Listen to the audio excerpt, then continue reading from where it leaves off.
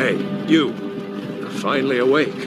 The Sega Master System was home to many beloved titles during the 8-bit era, but like every console, it wasn't immune to some truly terrible releases. From awkward ports to baffling gameplay mechanics and misguided licensing deals, these are 7 games that represent the absolute worst the Master System had to offer. As I always say with this isn't the definitive 7, this is just 7 examples that I'm putting forward. If you think I've got them wrong, and if you think there's ones that need to be mentioned, please put them in the comments below, because that's how we get more examples so we can make more parts to this. We've only got about 5 or 6 more consoles to go, and then from then on we're going to be moving into the GOATs of each console. As always, if you think I deserve it, please leave a like and a comment and subscribe for more content. It really helps us get out there. If you want to hear more of me, Retro Wars is a weekly podcast where each week me and friends talk about the video games we used to play back when we were kids, and there's over 150 episodes of where you get your podcasts from, and I'd love to see you over there. If you want to support the show financially, you can do it at patreon.com/retrowars, where for $1 each month you get access to your own show called DLC, and you can get actively involved in the podcast. Let's get into it, shall we? 7 of the worst games on the Sega Master System. 20&1. Released in Brazil by Tectoy, 20&1 is a compilation of 20 minigames jammed into one cartridge. Now that sounds awesome, doesn't it? 20 games in one. Yeah, we're gamers, we know that sort of thing is absolute bullshit. Unfortunately, quantity doesn't equal quality. Most of these minigames felt like unfinished tech demos riddled with bugs, recycled assets, and little to no variation in gameplay. Graphically, 20&1 looks more like a basic programming project than a legitimate Master System release. The visuals are incredibly basic with rudimentary sprites, flickering graphics, and backgrounds that look like they were thrown together in 5 minutes.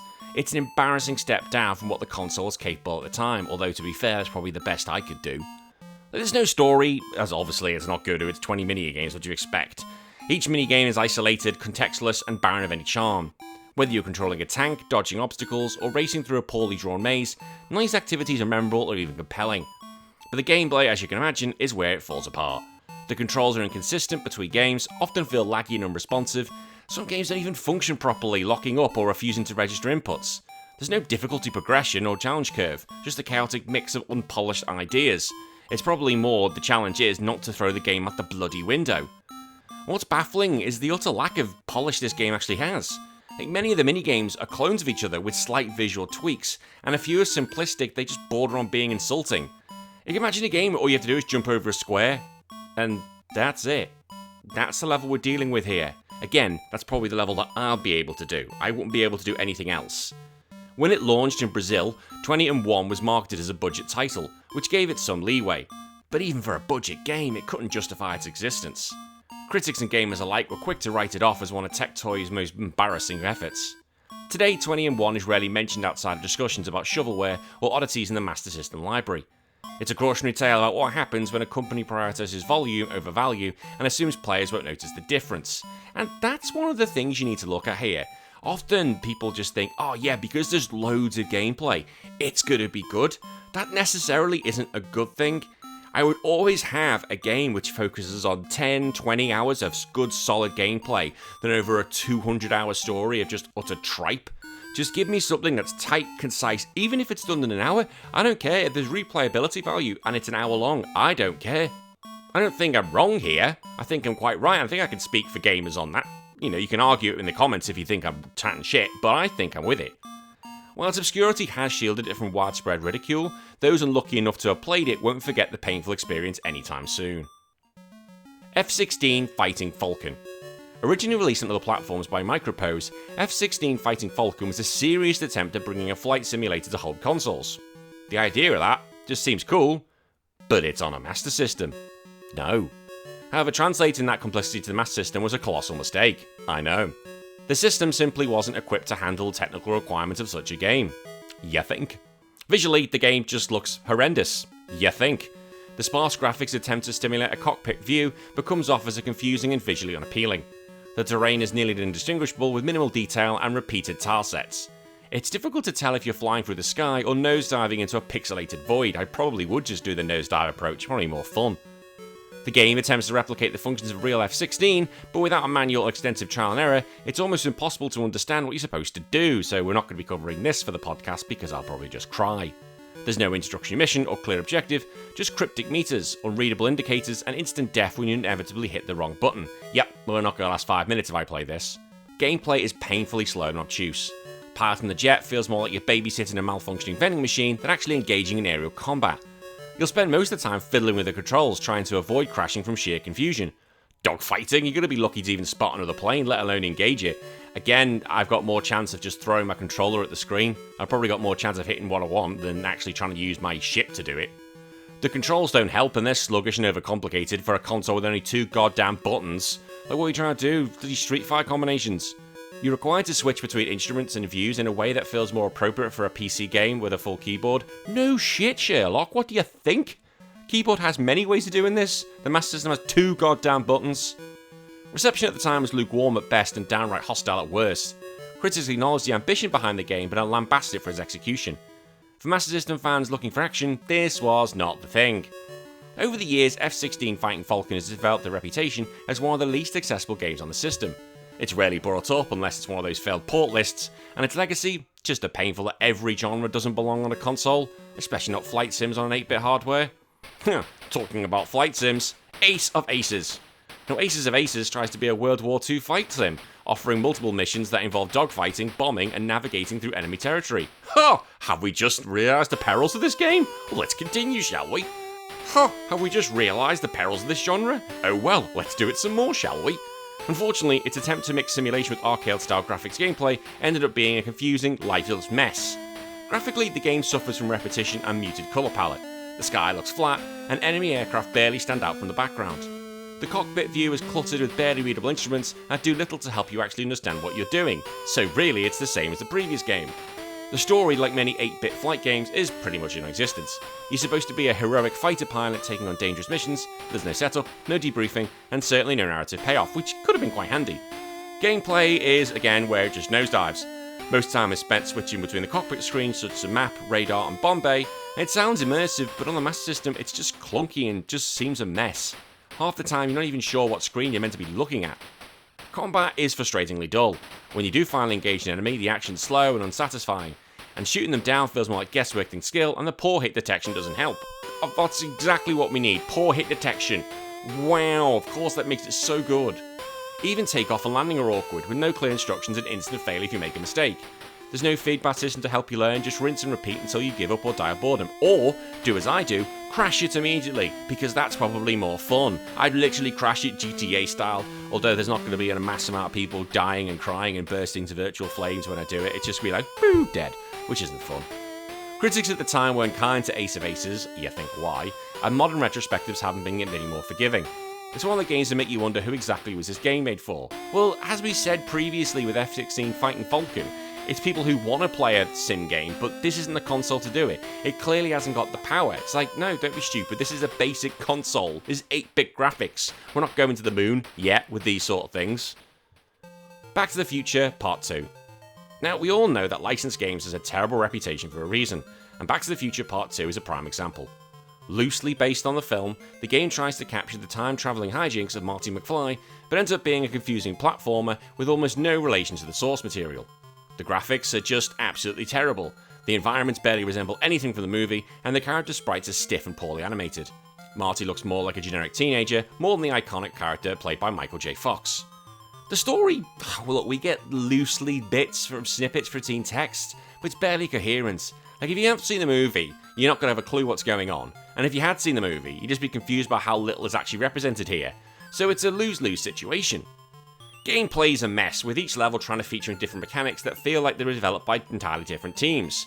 One level might involve avoiding enemies in side-scrolling segments, while another is a weird top-down maze with no clear objective. And that sort of shit pisses me off. Stick to one genre. Stick to one genre and make it good. When you start trying to do genres from everything, it's just not gonna work. It's a jack of all trades and master of none sort of situation. Controls then become absolutely crap. Marty jumps like he's underwater like Sonic the Hedgehog, and collision detection is wildly inconsistent. Sometimes enemy hurt you on contact, other times they'll just go through you. There's absolutely no rhyme or reason with this thing. And difficulty spikes make the game almost unplayable. You'll find yourself dying repeatedly with no idea how to avoid it. And trial and error becomes the old strategy, and even that barely works. Critics and players are disappointed by the game's failure to live up to the film's potential. It was a cash-in through and through, and fans of the franchise just felt let down. Although, when has anybody sat there with a licensed game and gone, do you know what, I'm really happy with my purchase? Unless it's the Turtles, and I like the original Turtle game on the NES, not many people sit there and go, oh yeah, I really enjoyed that licensed product. Maybe DuckTales. DuckTales is cool. Back to the Future Part 2, however, is now remembered as a textbook example of how not to do a movie tie-in. It failed to deliver on anything. It wasn't fun, it didn't have good gameplay, and the story was absolute dogshit. Mickey's Ultimate Challenge. Now, Mickey's Ultimate Challenge was originally developed as an educational puzzle game for young children. No. But the Master System version somehow manages even that modest mark. Now, what could have been a light-hearted and engaging title turns out to be bland, tedious experience with very little actual challenge. Well, it is a kid's game. Saying that, weren't a lot of those for kids? I don't know, leave me alone. The graphics are decent for the system with colourful backgrounds and recognisable Disney characters, but they don't make up for the lacklustre gameplay. Mickey moves slowly and the environments feel static, offering very little way in interactivity or excitement. The story, there is a story here and it's very, very bare bones. Mickey falls asleep and enters a dream world where he must solve puzzles to wake up. Hang on, that's a story in Mario 2, he fell asleep and went into his whole world in his head. It's a serviceable premise for a kids game, but it's executed with zero flair or creativity. Because while you're thinking, it's kids, they won't care. Yes, they will, the children do care. Gameplay is just repetitive and uninspired. The puzzle ranges from matching games to simple memory tests, but none of them evolve or have any depth. You can finish them without any thought, and once you're done, you've basically done them all. What's worse is how the game handles its difficulty. It doesn't. There's no progression, no scale in complexity, and no real incentive to keep going. It feels more like a tech demo for an educational program than a finished product. The controls aren't very good, with noticeable input delay that makes even the simplest things feel clunky. Combined with Mickey's slow movements, the game just drags on and on and on. Critically, the game was ignored more than it was panned, mostly because it left no impression at all. It was an afterthought in the Master System library, offering neither educational value nor entertainment.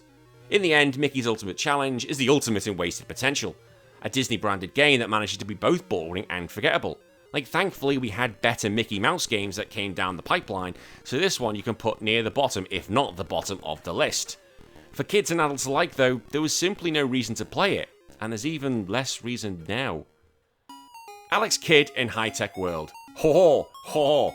Oh my god, do I want to put Alex Kidd in Miracle World on this list, because I do not like that game. I do not like Alex Kidd in Miracle World. You can hate me internet all you want, I don't like it. Go listen to the podcast episode and you can have a laugh. I hate it, it's stupid, I hate Alex Kidd because all he does is fist people, and that alone puts him in the Diddy pile. He's probably been to a Diddy party. What a horrible person Alex Kidd is. Now, despite being part of the beloved Alex Kidd series, High Tech World feels like the black sheep of the family. It's not even a true Alex Kidd game. In fact, it was originally a completely different title in Japan, and had the Alex Kidd branding slapped on for Western audiences. Haha, this sounds exactly like Super Mario. Visually, the game is inconsistent. Some areas have a charming anime-inspired style, while others look half-baked and rushed. Sprites vary wildly in quality, and the environments often look cobbled together from mismatched assets. The story is absurd. Alex wants to go to an arcade, but first he has to collect pieces of a torn-up hidden map around his house. What? What? To get to an Mum, where's the arcade down there? Okay, can I go? Yeah, here's 10 quarters, piss off. Let's shit about the story again, end game, done. Why are we finding a map that's in your house? And why is it in your house? Why do you need a map? Stupid. It's a bizarre and mundane premise that sets the tone for a game filled with tedious tasks and aimless wandering. And clearly, if you need a torn-up map that's hidden around your house to get to the arcade, you wonder what's going to be coming forward. Gameplay is a hybrid of side-scrolling platforming and point-and-click adventure mechanics that fails at both. Most of your time is spent talking to the NPCs, searching furniture, and trying to figure out arbitrary solutions to puzzles with no logical clues. Controls are awkward and context-sensitive, with sometimes the buttons not doing what you want them to do. Great! And navigating menus is just cumbersome. Even the platforming sections feel disconnected and undeveloped. There's a shocking amount of trial and error here, with plenty of instant deaths that come out of nowhere. Choose the wrong dialogue option, game over. Walk through the wrong door, game over. It's a maddening, unforgiving experience. What were your gameplay options to be an instant death if you get this wrong? I have no... Oh, God, gaming sometimes annoys me. Fans and critics alike were confused by the game's direction, especially compared to the more action-focused of Alex Kidd's titles. It just felt like a bizarre experiment that went nowhere. High Tech World is now remembered as a curiosity at best and a misstep at worst.